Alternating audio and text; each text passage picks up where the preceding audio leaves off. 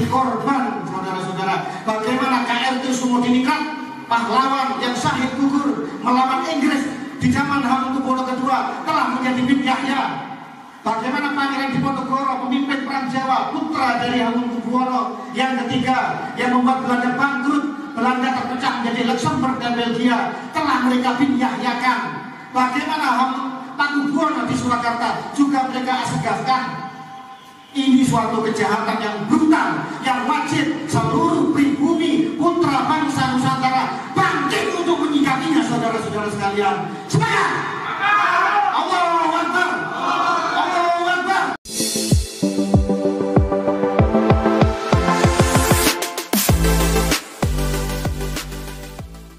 Assalamualaikum warahmatullahi ta'ala wabarakatuh.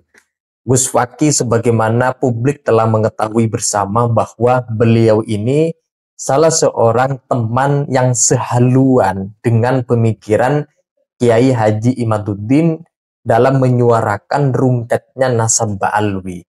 Gus Fakih juga membeberkan faktual seputar hegemoni klan Ba'alwi atas usahanya melakukan pemalsuan sejarah Indonesia, membelokkan sejarah Nahdlatul Ulama, dan memba'alwikan makam-makam leluhur ulama Nusantara dan seterusnya. Kata Gus Fakih, tidak ada cara lain yang harus masyarakat pribumi perbuat daripada harus melawan mereka. Kalau dibiarkan pergerakan klan Ba'alwi di Indonesia, jangan harap masa depan generasi muda akan mengerti sejarah Indonesia dan sejarah ulama leluhur Nusantara yang sesungguhnya. Karena kalau ini dibiarkan, banyak makam-makam leluhur ulama Nusantara diba'alwikan, dan sejarah Indonesia itu diklaim dari kalangan Ba'alwi atas izin dari Ba'alwi, misalnya mengenai bendera merah putih, bahkan pahlawan nasional sudah mulai diba'alwikan. Nah, untuk itu teman-teman, mari kita simak penjelasan dari Gus Fakih yang luar biasa, penuh dengan semangat. Mari kita simak dalam video berikut ini. Yogyakarta Hadiningrat melahirkan Mangkunegaran, melahirkan Pakualaman, dan di sini ada Gus Ridwan, cucu dari Pakualam ketiga yang merupakan keturunan dari Ki Hajar Dewantoro, membuktikan bahwa Mataram Islam bersatu padu di dalam narasi perjuangan ini, saudara-saudara sekalian. Kalau Sultan Agung dulu berhasil mengusir VOC di Batavia, maka sejarah penjajah di Nusantara akan berbeda.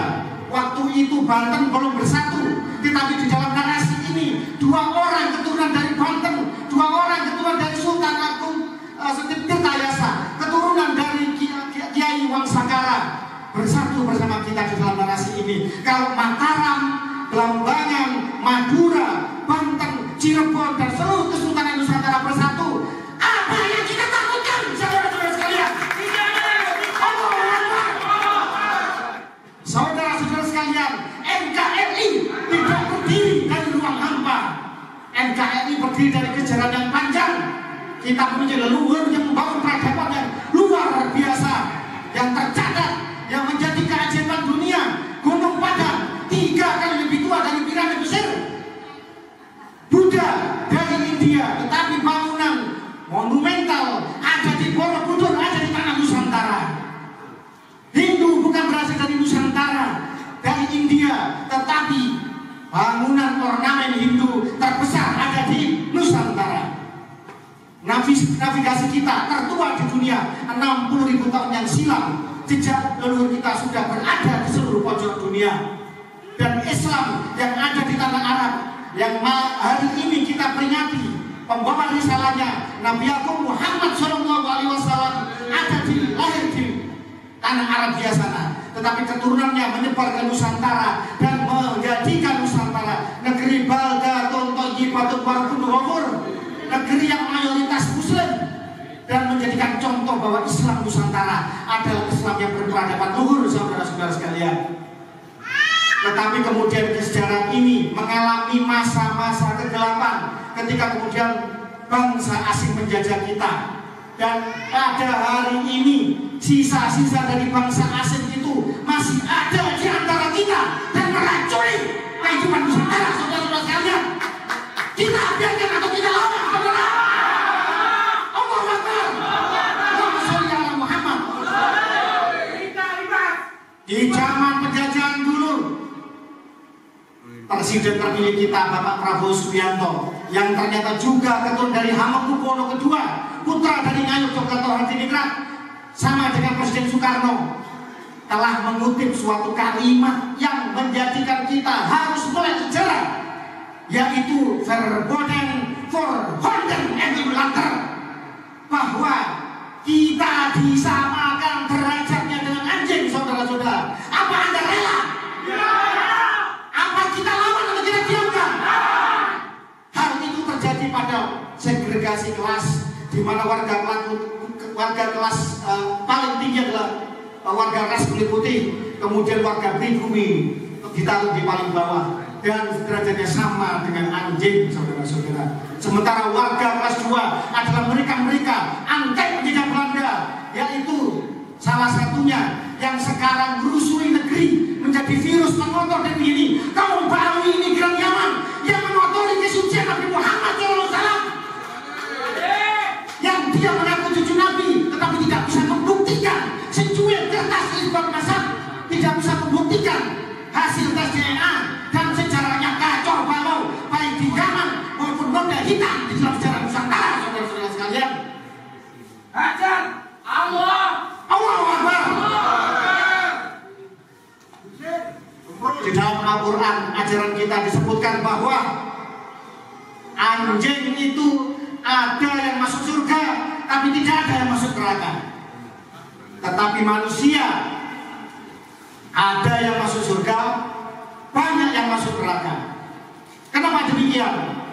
Karena anjing tidak pernah menggigit orang yang telah baik dan yang telah memberi makan kepadanya. Apabila ada orang yang telah kita berbaik kepadanya, harusnya dia diusir, tetapi kita masih baik, kemudian dia menikam kita, menghina kita, merendahkan kita, derajatnya sama dengan anjing.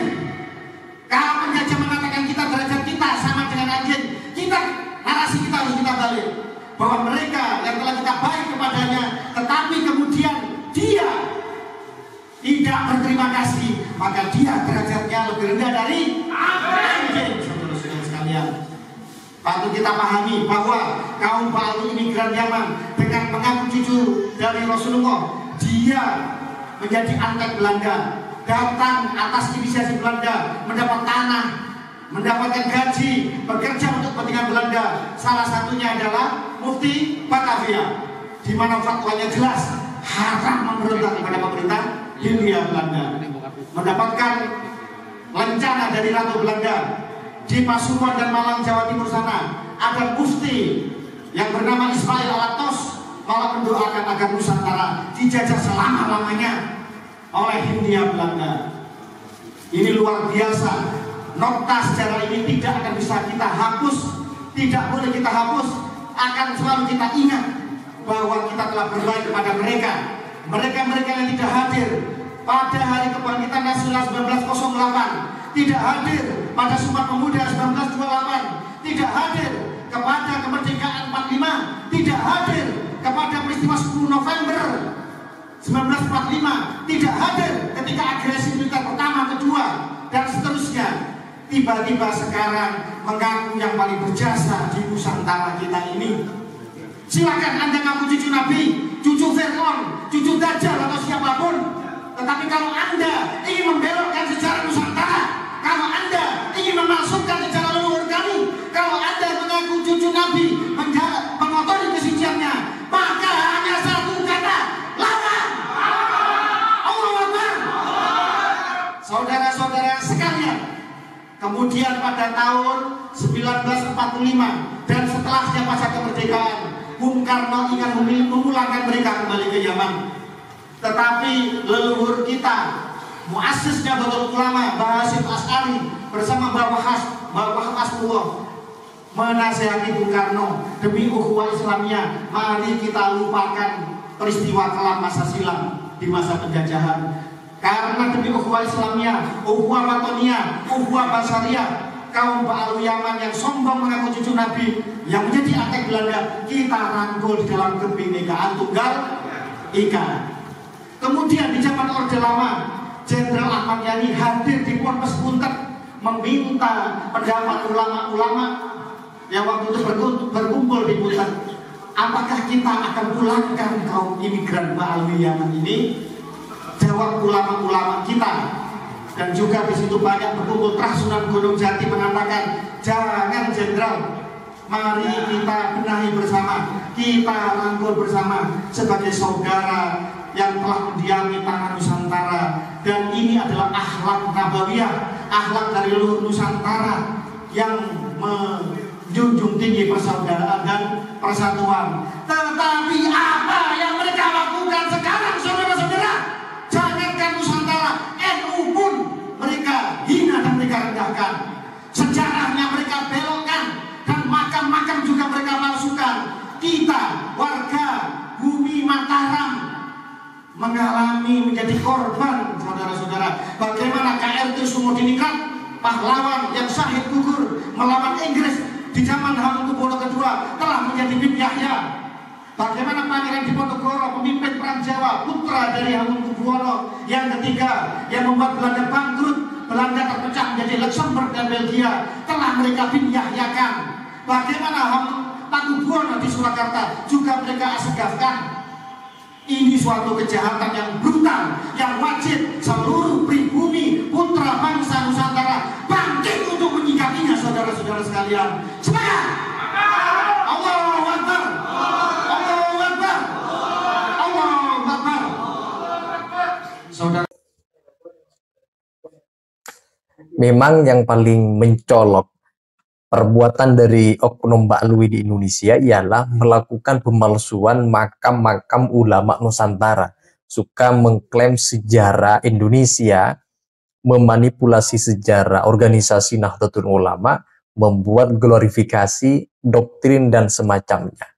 Makanya kalau sekarang dibongkar perilaku sebagian mereka, oknum Habib Ba'alwi, maka jangan salahkan pribumi, karena memang perilaku mereka demikian yang seharusnya dievaluasi di internal klan Ba'alwi sendiri, karena mereka tidak segan-segan mengaku sebagai dzurriyyah Nabi tetapi perilakunya tidak sesuai dengan sifat perilaku baginda Nabi. Ini kan kontras, mengaku cucu Nabi tetapi perilakunya berbeda. Nah, itu saja teman-teman. Kalau ada yang disampaikan terkait dengan penjelasan dari Gus Faki yang barusan kita simak bareng-bareng, silakan tulis pendapat-pendapat kalian di kolom komentar. Sekian dari saya. Wassalamualaikum warahmatullahi wabarakatuh.